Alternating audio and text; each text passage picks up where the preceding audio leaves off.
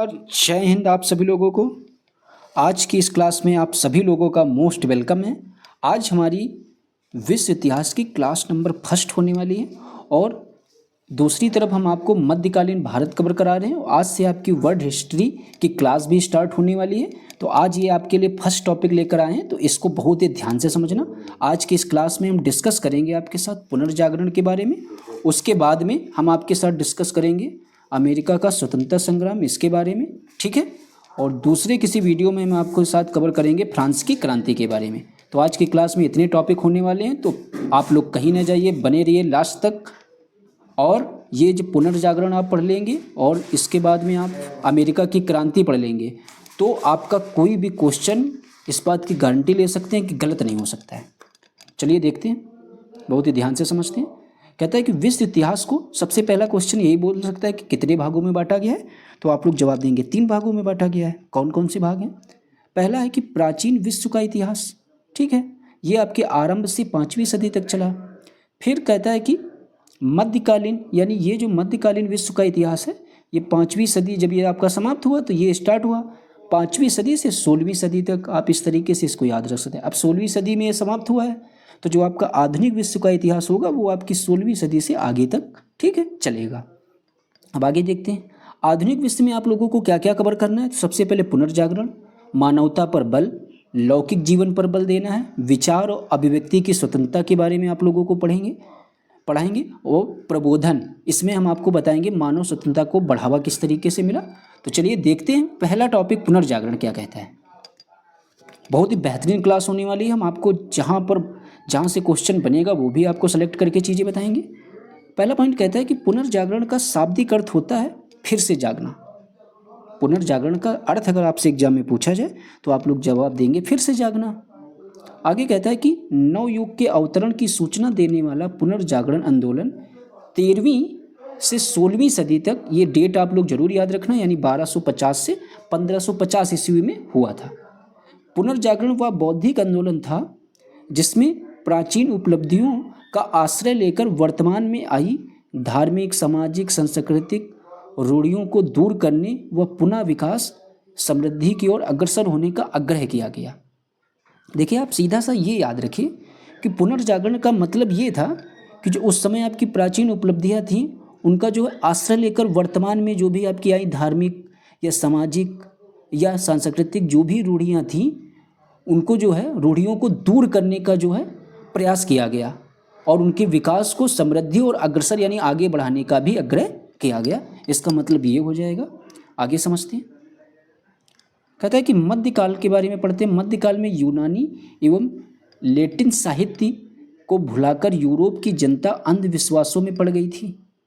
उसमें निराशा की भावना और उत्साहहीनता का मतलब जब किसी काम में करने का मन न लगे, फिर कहता है ने जन्म ले लिया था। पुनर्जागरण में मध्ययुगीन आडंबरों, अंधविश्वासों एवं प्रथाओं को समाप्त किया। ये जो आपका पुनर्जागरण जब चला, तो जैसे पहले लोगों में अंधविश्वास होता था, बाहरी आडंबर वगैरह जो भी फैले होते थे, उनको जो है समाप्त करने का प्रयास किया गया आपके पुनर्जागरण में।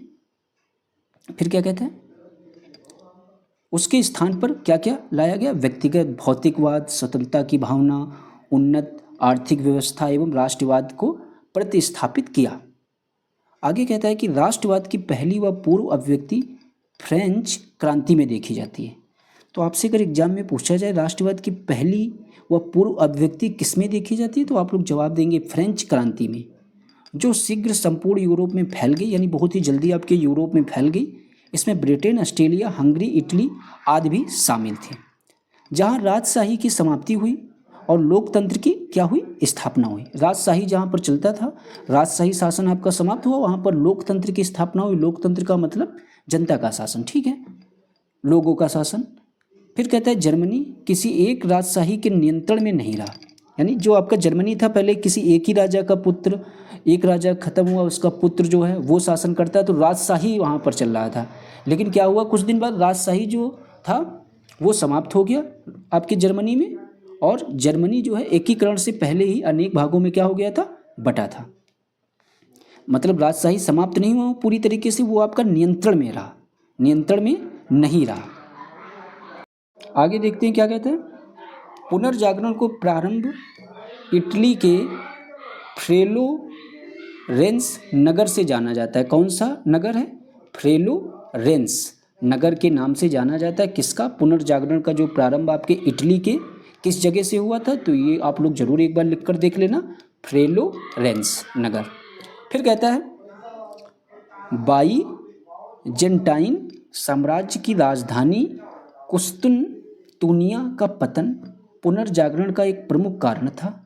इटली के महान कवि दांते को पुनर्जागरण का अग्रदूत माना जाता है। ये लाइन इंपॉर्टेंट है, वेरी वेरी इंपॉर्टेंट। अगर बोल दे तो वो भी कम नहीं। कहता है इटली के जो आपके महान कवि कौन थे, सबसे पहले यही पूछा जा सकता है।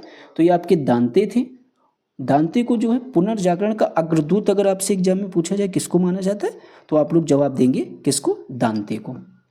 इन्होंने इटली की बोलचाल की भाषा जो आपकी टस्कन में डिवाइन कॉमेडी नामक काव्य की रचना भी की। ठीक है, आगे देखते हैं। कहता है कि इटली, ये महत्वपूर्ण सारी लाइनें हैं, इनको ध्यान से समझिए। इटली के जो निवासी पेट्रार्क को मानववाद का संस्थापक माना जाता है। तो अगर आपसे एग्जाम में पूछा जाए मानववाद का संस्थापक किसे माना जाता है, तो पेट्रार्क को। फिर कहता है पेट्रार्क के शिष्य कौन थे? बुकासियो था। पेट्रार्क का शिष्य जो आपके थे वो आपके बुकासियो थे, या लैटिन गद्य के पिता भी कहलाए। फिर कहता है डेकेमेरोन बुकासियो की प्रसिद्ध पुस्तक थी। ठीक है, ये जो आपकी डेकेमेरोन जो है ये आपकी किसकी प्रसिद्ध पुस्तक थी? जो आपका पेट्रार्क का शिष्य था बुकासियो की प्रसिद्ध पुस्तक भी थी। आगे कहता है कि द प्रिंस की रचयिता जो है मैकियावेली को आधुनिक विश्व का प्रथम राजनीतिक चिंतक माना जाता है। ये लाइन वेरी वेरी इंपॉर्टेंट है। क्या कहता है कि जो आपके द प्रिंस के रचयिता कौन है, ये पूछ सकता है। तो ये आपके मैकियावेली हो जाएंगे, और इन्हें जो है आधुनिक विश्व का प्रथम राजनीतिक चिंतक भी माना जाता है। फिर कहता है धर्म सुधार आंदोलन की शुरुआत आपकी 16वीं सदी में हुई। आगे कहता है कि धार्मिक जीवन में यूरोपीय पुनर्जागरण के प्रभाव धर्म सुधार आंदोलन के रूप में सामने आए। पुनर्जागरण से पूर्व यूरोप पर कैथोलिक चर्च का एक छत्र साम्राज्य था। सारा साम्राज्य धर्म केंद्रित, धर्म प्रेरित और धर्म नियंत्रित था। धर्म सुधार आंदोलन के धर्म के मूल स्वरूप के लिए कोई चुनौती नहीं थी। फिर क्या हुआ कि विरोध में क्या हुआ, केवल व्यवहार एवं कार्यान्वयन का था। किसी ने भी ईसा मसीहा बाइबल आदि में आस्था प्रकट नहीं की थी। ठीक है, तो ये लाइन से क्वेश्चन आपके बनेंगे नहीं, तो इनको सिर्फ आप पढ़ते हुए चलिए, रीडिंग कर लीजिए। आगे देखते हैं, लोगों के लिए वेरी वेरी इंपॉर्टेंट है, चाहे आप बीपीएससी 4.0 की तैयारी करो या किसी भी एग्जाम की। कहता है जॉन वी कलिफ को धर्म सुधार आंदोलन का प्रातःकालीन तारा कहा जाता है। ठीक है, इनके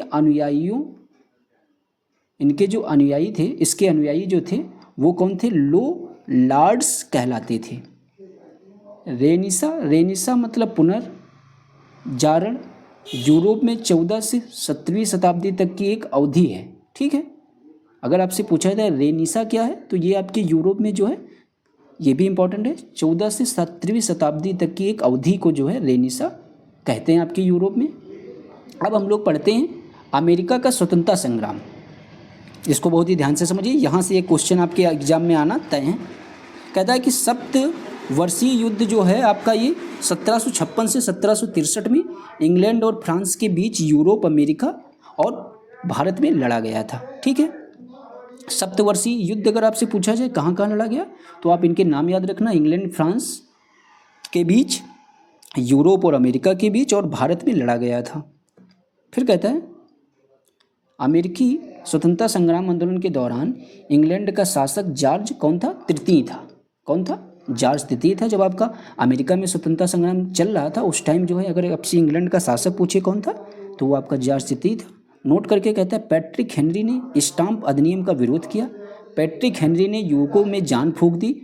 वह कहता था या तो मुझे स्वतंत्रता दो वरना मृत्यु दो। देखिए, पैट्रिक हेनरी बहुत ही शानदार व्यक्ति था। इसके बारे में जब आप पढ़ेंगे तो इस लाइन से आप अनुमान लगा सकते हैं किस तरीके का वो व्यक्ति था। कहता है कि 15वीं शताब्दी के अंत में कोलंबस ने अमेरिका का पता लगाया था। ये महत्वपूर्ण है। किस शताब्दी में आपके कोलंबस ने अमेरिका का पता लगाया था? तो 15वीं शताब्दी में। ठीक है। अमेरिका में ब्रिटिश औपनिवेशिक शासन साम्राज्य की नींव जेम्स प्रथम के शासनकाल में डाली गई। अमेरिका के मूल निवासी रेड इंडियन कहे जाते थे। ये महत्वपूर्ण लाइन है। जो आपके अमेरिका के मूल निवासी हैं उनको क्या कहते थे? उनको रेड इंडियन कहा जाता था। फिर कहता है अमेरिगो वेस्पुची यानी इटली के नाम पर अमेरिका का नाम अमेरिका पड़ा। ठीक है, किसके नाम पर? आगे देखते हैं। यानी जो अमेरिका का आपका नाम है वो किस पर पड़ा है? तो ये लाइन जरूर याद रखना, अमेरिगो वेस्पुची जो आपके इटली में है के नाम पर आपके अमेरिका का नाम अमेरिका पड़ा। ठीक है, आगे देखते हैं। कहता है 1767 में टाउनसेंड यानी वित्त मंत्री की कर योजना को लागू किया गया। किसमें? 1767 में। कहाँ पर? टाउनसेंड यानी जो आपके वित्त मंत्री थे उन्होंने लागू किया। आगे कहता है जिसमें ब्रिटिश संसद ने 5 वस्तुओं, कौन सी? चाय, सीसा, कागज, सिक्का, धातु और रंग पर क्या लगाया? सीमा शुल्क लगाया। इन धातुओं के नाम आप लोग जरूर एक बार पढ़ लेना वस्तुओं के। कहता है अमेरिकियों उपनिवेश वासियों ने इन्हें देने से इनकार कर दिया था। ये इंपॉर्टेंट लाइन है। कहता है सैमुअल एडम्स ने इनका प्रतिनिधित्व किया। अमेरिका में 13 अंग्रेज बस्तियां थीं। बस्तियां का मतलब उपनिवेश। फिर कहता है ब्रिटिश सरकार ने शोषण का विरोध करने के लिए उपनिवेश वासियों की स्वाधीनता के पुत्र एवं स्वाधीनता की पुत्रियां नामक आदि संस्थाएं क्या की? स्थापित की। अमेरिकी स्वतंत्रता संग्राम का तत्कालिक कारण जो था वो आपके लॉर्ड नॉर्थ की चाय नीति थी। अगर आपसे पूछा जाए जो आपका अमेरिका में स्वतंत्रता संग्राम का तत्कालिक इसके पीछे की वजह क्या थी, तो आप लोग बोलेंगे जो आपका लॉर्ड नॉर्थ की चाय नीति थी, जो 16 दिसंबर 1773 को सैमुअल एडम्स के नेतृत्व में कुछ अमेरिकी कुलियों के भेष बनाकर कहाँ पर आए? बोस्टन बंदरगाह में खड़े ईस्ट इंडिया कंपनी के जहाज़ों पर चढ़ गए। फिर क्या किया? कहानी बहुत ही अच्छी है। उन्होंने जो है 340 चाय की पेटियां समुद्र में फेंक दी और इसी की घटना को हम लोग बोस्टन टी पार्टी कहते हैं। बहुत सारे लोगों ने घटना पढ़ी तो जरूर होगी, लेकिन ये आप लोग जानते नहीं होंगे इसके पीछे की वजह से कि जो 340 चाय की पेटियां थी उनको समुद्र में फेंक दिया गया। इसी घटना को हम लोग बोस्टन टी पार्टी कहते हैं। आगे देखते हैं। कहता है 5 सितंबर 1774 को वर्जीनिया के नागरिकों ने सभी उपनिवेशों के प्रतिनिधियों का फिलाडेल्फिया में एक महाद्वीपीय कांग्रेस जो आपका कांग्रेस अधिवेशन था उसको आयोजित किया, जिसमें ब्रिटिश कानूनों का विरोध किया तथा व्यापार के बहिष्कार का निर्णय हुआ। और फिर क्या हुआ? 22 अक्टूबर 1774 को आपका सम्मेलन क्या हुआ? समाप्त हुआ। आगे समझते हैं। फिर कहता है 19 अप्रैल 1775 ईस्वी को लेकिस गंटप नामक स्थान पर ब्रिटिश सेना और क्रांतिकारियों के बीच मुठभेड़ हुई, जिसमें 8 स्वयंसेवक क्या हो गए? वो आपके मारे गए। फिर देखते हैं क्या कहता है कि 10 मई 1775 ईस्वी को फिलाडेल्फिया में द्वितीय महाद्वीपीय सम्मेलन हुआ, जिसमें आपके टॉमस जेफरसन उपस्थित थे। उन्होंने 4 जुलाई 1776 ईस्वी में 13 बस्तियों की इंग्लैंड में स्वतंत्रता की घोषणा कर दी। डेट आप लोग जरूर देख लेना, 4 जुलाई 1776 में। फिर आगे देखते हैं क्या कहते हैं। 4 जुलाई 1776 ईस्वी को फिलाडेल्फिया में उपनिवेशवासियों की बैठक में स्वतंत्रता की घोषणा स्वीकार कर ली गई। आज भी 4 जुलाई को अमेरिका में अपना स्वतंत्रता दिवस मनाता है। ये लाइन बहुत ही इंपॉर्टेंट है। अगर आपसे एग्जाम में पूछा जाए अमेरिका जो है अपना स्वतंत्रता दिवस कब मनाता है, तो वो आपके 4 जुलाई को मनाता है। फिर कहता है इसके द्वारा 13 संयुक्त उपनिवेशों को स्वाधीन और स्वतंत्र राज्य घोषित किया गया। जॉर्ज वाशिंगटन को उपनिवेशों का सेनापति नियुक्त किया गया। अगर आपसे एग्जाम में पूछा जाए उपनिवेशों का सेनापति किसे नियुक्त किया गया, तो जॉर्ज वाशिंगटन को। अमेरिकी क्रांति के सूत्रधार आपके जॉर्ज वाशिंगटन थे। ये भी महत्वपूर्ण लाइन है। जो आपकी अमेरिकी क्रांति थी इसके जो है सूत्रधार कौन थे? तो ये आपके जॉर्ज वाशिंगटन थे। अमेरिका ने 17 सितंबर 1787 को लोकतांत्रिक संविधान अपनाया था। संसार का सर्वप्रथम लिखित संविधान संयुक्त राज्य अमेरिका में 1789 ईस्वी में लागू हुआ। Most important, very very important line है कि संसार का सर्वप्रथम लिखित संविधान किस देश में लागू हुआ था? तो ये आपके संयुक्त राज्य अमेरिका में, और इसकी आप लोग टाइम पीरियड भी याद रखना 1789 में, जिसमें उत्तराधिकार कानून को न्याय संगत बनाया गया तथा महिलाओं को संपत्ति का अधिकार मिला। अमेरिका विश्व का पहला देश बना जिसने मनुष्यों की समानता तथा उसके मौलिक अधिकारों की घोषणा की। ठीक है, आगे देखते हैं क्या कहते हैं। मॉन्टेस्क्यू के शक्ति पृथक्करण सिद्धांत को मान्यता मिली। अब्राहम लिंकन ने अमेरिका के राष्ट्रपति 1860 में बने। ठीक है, फिर कहता है कि प्रजातंत्र जनता के द्वारा और जनता के लिए शासन।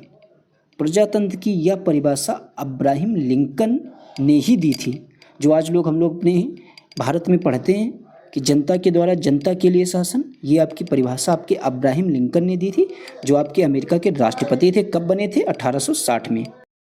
आगे देखते हैं, अब्राहम लिंकन की हत्या जॉन विल्कीज बूथ नामक व्यक्ति ने की। अगर पूछा जाए, जो आपके राष्ट्रपति थे अब्राहम लिंकन, इनकी हत्या जॉन विल्कीज बूथ नामक व्यक्ति ने 4 मार्च 1865 को कर दी। अमेरिकी गृह युद्ध की समाप्ति आपके कब हुई? 26 मई 1865 ईस्वी को हुई। अमेरिका फिलोसफिकल सोसाइटी की स्थापना, ये इंपॉर्टेंट है। अगर आपसे पूछा जाए एग्जाम में, जो अमेरिका फिलोसफिकल सोसाइटी है, इसकी स्थापना आपकी किसने की? तो बेंजामिन फ्रैंकलिन ने की थी। ठीक है, अब हम लोग नेक्स्ट क्लास में दूसरे दिन कवर करेंगे फ्रांस के राज्य की क्रांति के बारे में। ठीक है, और जो भी आपकी क्रांति बची हुई, इंग्लैंड की क्रांति जो भी बची, उनको नेक्स्ट वीडियो में हम लोग कवर करते हैं। आज की इस क्लास में आप लोगों के लिए इतनी ही जानकारी थी, और उम्मीद करते हैं आपको हमारी ये जानकारी, ये जो हमारे द्वारा लाया गया ये प्रयास है आपके लिए पॉकेट जीके बुक का सॉल्यूशन, जिस तरीके से हमने आपसे वादा किया है कि फुल पॉकेट जीके बुक का सॉल्यूशन हम आपको प्रोवाइड कराएंगे विद पीडीएफ। तो प्लीज़, अगर जिन लोगों को हमारा कंटेंट अच्छा लग रहा हो तो ज़रूर आप लोग इस वीडियो को ज़्यादा से ज़्यादा लोगों में शेयर ज़रूर कर देना, और अपने इस चैनल को आप लोग बिना लाइक और सब्सक्राइब किए बिल्कुल ना जाना। हमारे इस वीडियो को देखने के लिए आप लोगों का बहुत बहुत धन्यवाद। मिलते हैं किसी नेक्स्ट वीडियो में। जब